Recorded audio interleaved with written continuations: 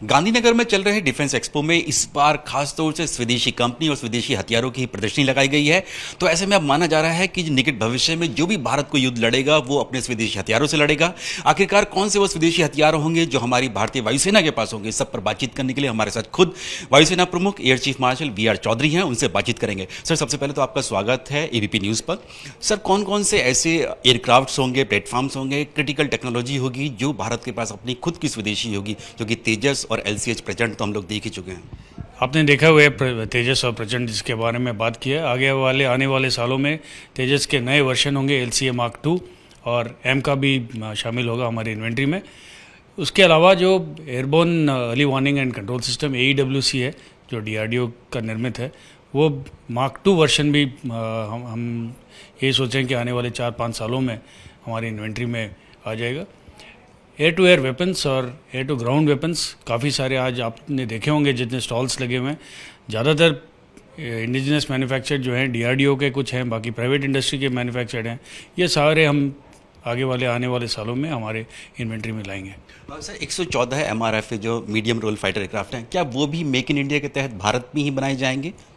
जी हाँ, हमारी यही उम्मीद है कि जो 114 फाइटर्स का कॉन्ट्रैक्ट है वो होगा या तो initially by global make in India या पूरी तरह से मेक इन इंडिया। सर, कल प्रधानमंत्री नरेंद्र मोदी ने जब डिफेंस एक्सपो में आए तो डीसा एयरबेस का उन्होंने उद्घाटन नींव रखी उसकी।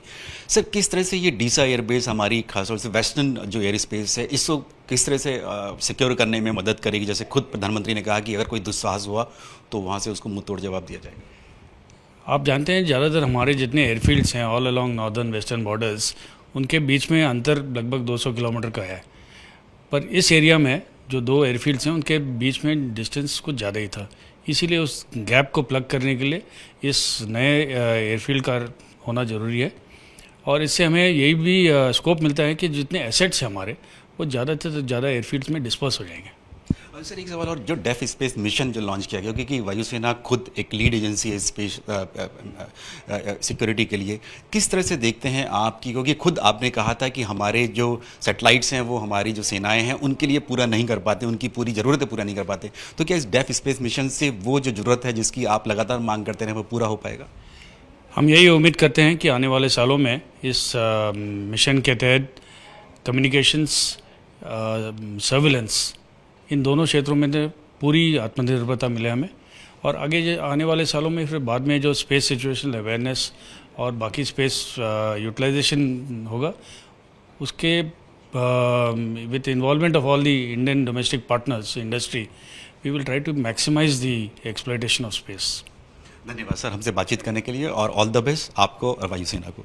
तो ये हमारे साथ air chief marshal V R Chaudhari थे, जो बता रहे थे कि किस तरह से जो आत्मनिर्भर बनने के लिए वायुसेना पूरी तरह से अग्रसर है और आने वाले समय में स्वदेशी प्लेटफॉर्म्स ही वायुसेना में हम लोगों को ज़्यादा से ज़्यादा दिखाई पड़ेंगे। कैमरामैन वेद पांडे के साथ नीरज राजपूत, ABP न्यूज़, गांधीनगर।